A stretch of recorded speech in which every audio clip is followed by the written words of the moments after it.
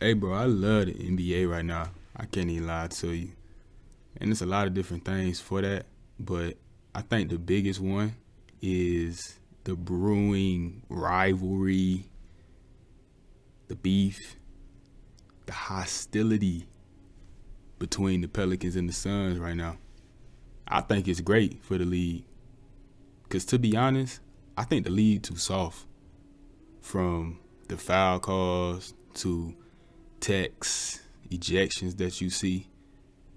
And this whole united brotherhood thing everybody swear to have going on. Like, everybody swear they so cool.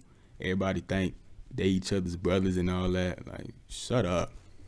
It's cool. It's cute. Don't get me wrong. But what are teams that genuinely don't like each other at? And honestly, I think that's about 50%, contrary to most of NBA social media. I still like the Suns. Because when I think of the two closest things that we got to modern day NBA rivalries, they both involve the Suns. I like them still. Because they got ops. But to go back and focus on the Pelicans and the Suns, they just wrapped up another matchup where the Suns won that one 118 and 114. Book gave me a smooth 58 piece on 60% shooting. He really could have had the 60 or surpassed it, but he missed like 5 free throws. Unfortunately, that was the last regular season matchup between the two, since the NBA decided to have them play 3 times in 2 weeks. So now the only way we'll see them play again this season at least is in that hypothetical playoff matchup.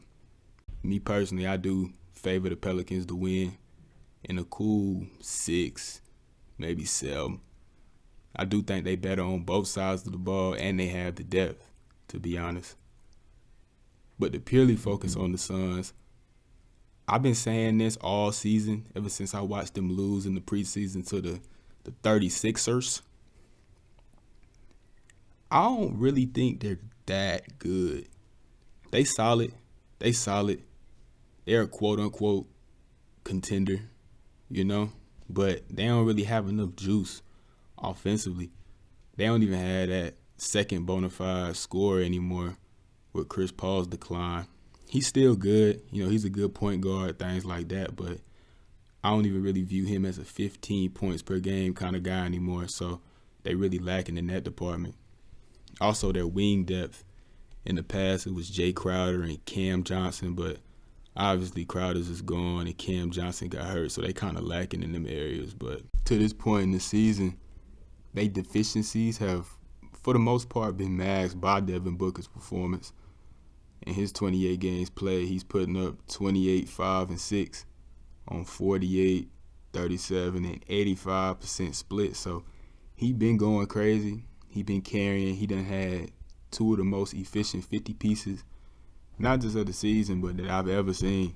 But I'm sure as we progress through the season and get to the postseason, that their weaknesses will come more to the forefront, and I can see them losing in the first, maybe the second round. But they definitely one of the teams in the league, especially towards the top, that I view need to make a trade.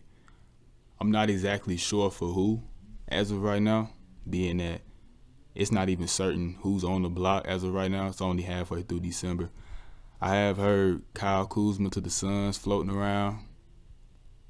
Not positive how I feel about that one yet, but we'll see what happens with him moving forward.